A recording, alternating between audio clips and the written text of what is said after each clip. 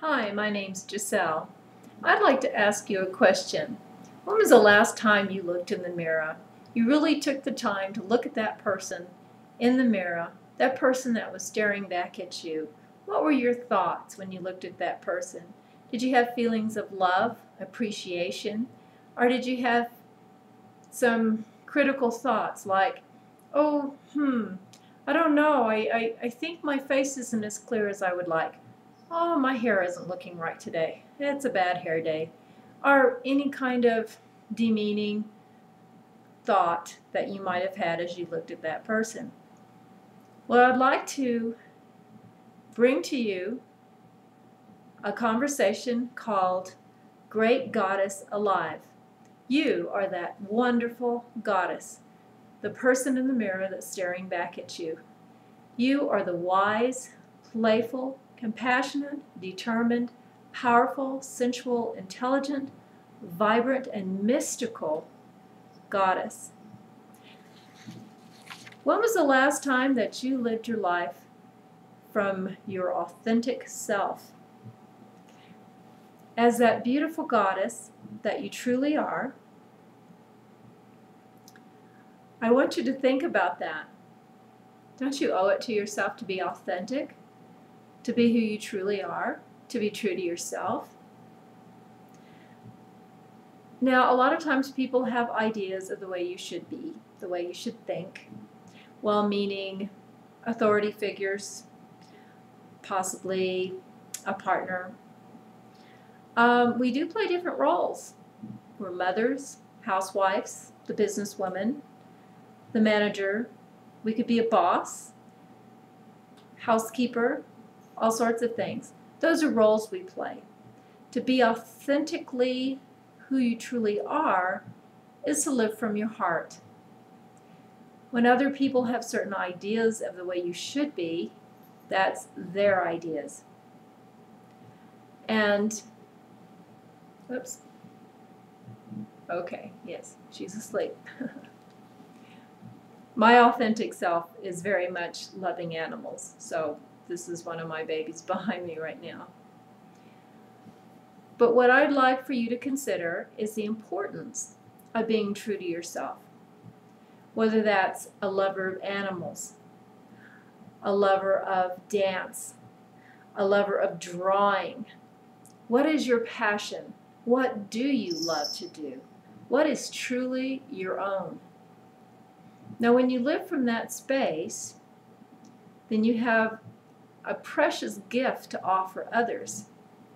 When you're not authentic with yourself and not being true to yourself, then you actually take away that gift from not only yourself, but from others as well. I think whenever we're true to ourselves, not only do we feel good about ourselves and within our world, we're standing in our own power because we're being who we really are at that moment. But we become more magical, if you will.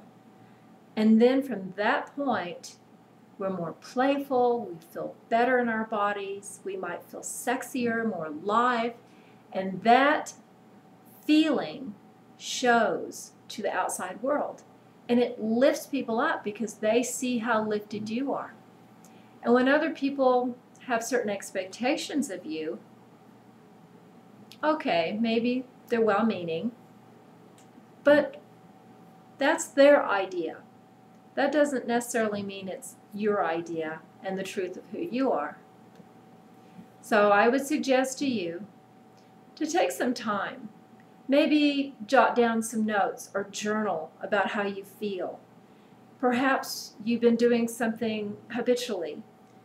You've been following a certain way of doing things because someone else expects you to do things a certain way, and you feel that in order to be loved or accepted, you have to do what they want you to do. I want you to know you are perfect just the way you are. You are loving. You are lovable. You are gorgeous. You are a phenomenal woman, a goddess indeed. Remember that next time you feel unworthy and that you have to live up to someone else's expectation. The only person you need to live up to is that person in the mirror, your beautiful self. Now sometimes, and I can hear it now, if you're having one of those days, you're not feeling your best, you look in the mirror and you may not feel beautiful. You may not feel your very best, or like you can't get things done that you want to, and you just have all these stories going on in your mind about, well, I haven't been able to do this, I should be able to do more, on and on and on. It's endless sometimes. It's that mind chatter.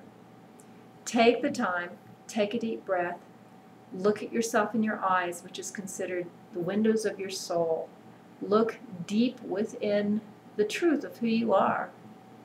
Outside appearances, whether it's you're not feeling well or you're feeling fantastic, for one, you can make that choice. You can choose to feel either way. Now, there's times whenever you're not feeling your very best and you think, well, that's crazy. I don't feel good. How can I feel good whenever I feel like really awful? Well, true. It's harder. But you can think of things that make you happy. You can even start laughing a little bit. Laughter is very healing and very uplifting.